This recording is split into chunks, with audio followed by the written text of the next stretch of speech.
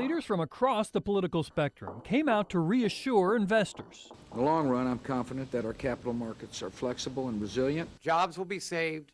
Businesses will be made stable. Still, you start to wonder, are these people crazy? You know, that something this large could have such a quick and cataclysmic fall. How can businesses that appear so wealthy suddenly be broke? And how can they repeat the mistakes that we seem to see every 20 years or so? Every time we have one of these bubbles, there are always experts who say, look, this time it's different.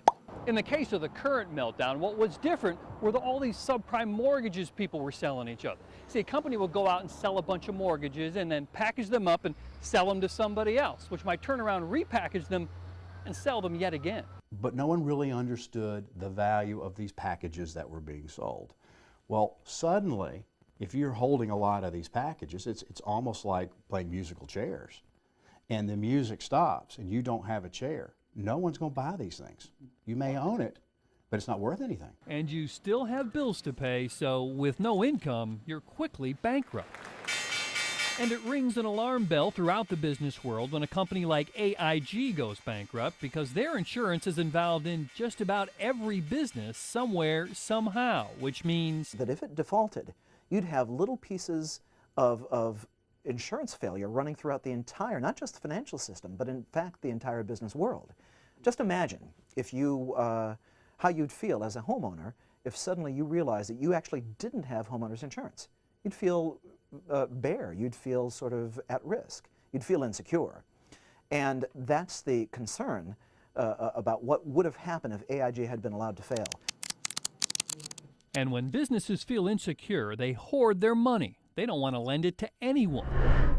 So say Hannah here has a small business selling TVs and has a great opportunity to expand her business and hire her neighbors, Phineas, Raven, and Kim Possible.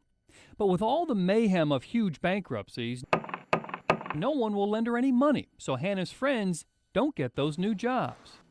Part of the problem is that bubbles can be very good for people working on Wall Street because of the way the financial firms pay those people. They do it on the basis of the annual bonus. And so there's an incentive built into the system where an executive, a trader, wants to make those good returns this year and may not even care if he or she is contributing to a bubble, because that's next year. You know, when the tides go out, that's where the garbage is left behind. The tides have gone out, and now you're seeing all the trash bags. And the trash bags are greed, bad loans, just a system not at work. And that's when the meltdown at the corner of Broad and Wall leaves a mess on your street. Bob Buckley, Fox 8 News.